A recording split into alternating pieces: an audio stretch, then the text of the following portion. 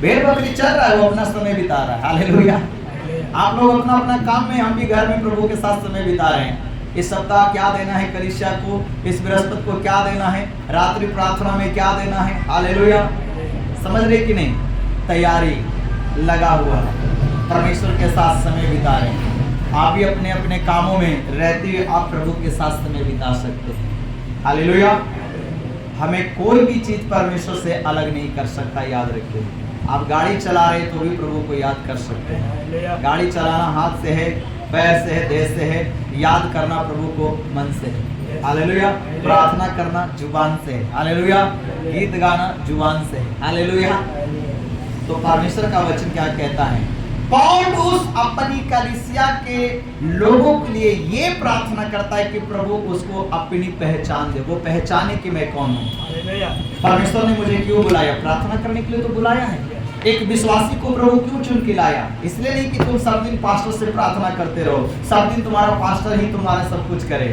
आप दुनिया में माँ बाप बने हैं, आपके बेटा बेटी हैं। क्या आप चाहते हैं कि हम ही बेटा बेटी को सब दिन करते रहें? बेटा बेटी अपने से कुछ ना करें?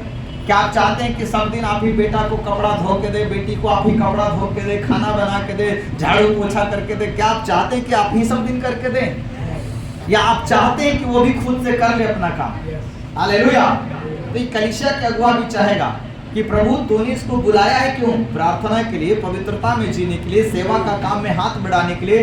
तो ये बात कलीसिया के लोगों को भी समझ में आ जाए प्रभु कि परमेश्वर ने मुझे क्या करने के लिए बुलाया। केवल चर्च में बैठने के लिए, गीत गाने के लिए नहीं, पवित्रता का जीवन जीने के लिए, प्रभु की सेवा के काम में हाथ बढ़ाने के लिए। क्रिसमस आ रहा है, ये आ रहा है, वो आ रहा है, अगुआ ने कहा हाथ बढ़ाना है तो अपनी मुट्ठी को खोले, अपने दिल को खोले, और कोई विषय बताया, इस विषय के लिए आप लोग प्रार्थना कीजिए, तो उस विषय के लिए सारे लोग प्रार्थना करें। इसी बात के लिए तो प्रभु आपको और हमें बुलाया है। कोई जीवन में समस्या है तो प्रभु इसलिए बुलाया, तो अपनी समस्या लेके पास्टर के पास नहीं, मेरे पास आ। हालेलुया। यीशु ने क्या कहा? अपना बोझ, हाँ, उसने नहीं कहा अपना बोझ ले जाके अगुआ के सिर पे डाल दे। हाँ, पास्टर जी हम क्या करें, ऐसे हो गया, वैसे हो गया, ये हो गया। सबके जीवन में होता है। हालेलुया।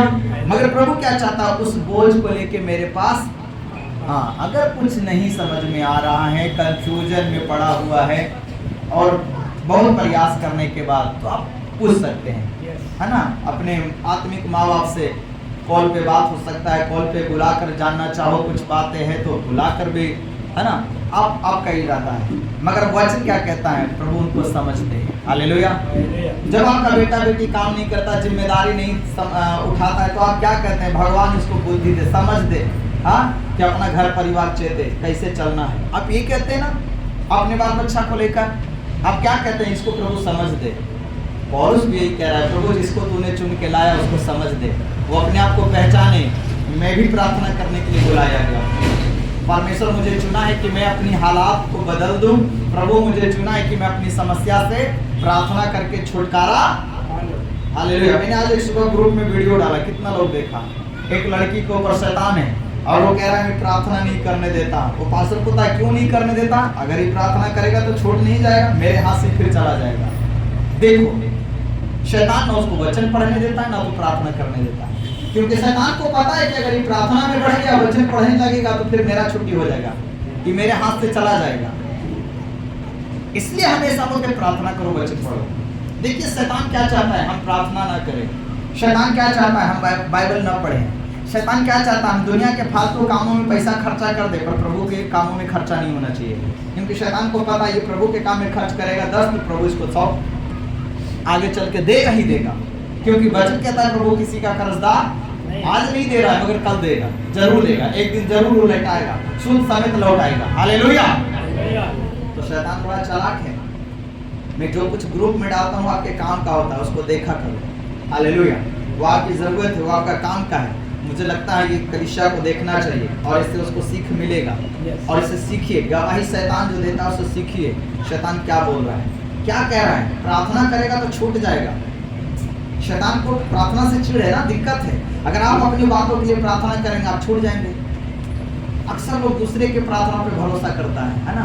कोई भैया दीदी आपके घर आया और उस भैया दीदी के घर आने से छुटकारा मिल गया, अब उसके मन में हो लगा, अरे फलाना मेरे घर आया था, उसी से ऐसे आने से उसका मेरे घर आना ठीक। ए भैया कल हुई था, ए दीदी तोरा हम बना कर रखवाई है। अरे भैया दीदी के दिन तोरा घर आएगा, अब तुम भैया दीदी के द्वारा के दिन आशीष पाओगे? तुम ऐसा क्यों नहीं बन रहे, तुम ऐसा क्यों नहीं प्रार्थना कर रहे? हाँ, आपने क्या किया? यीशु मसीह से भी ज्यादा उसको वैल्यू दे दिया। अच्छा, तुम्हारे घर जो भैया दीदी आया था वो किसको मानता है? यीशु मसीह को।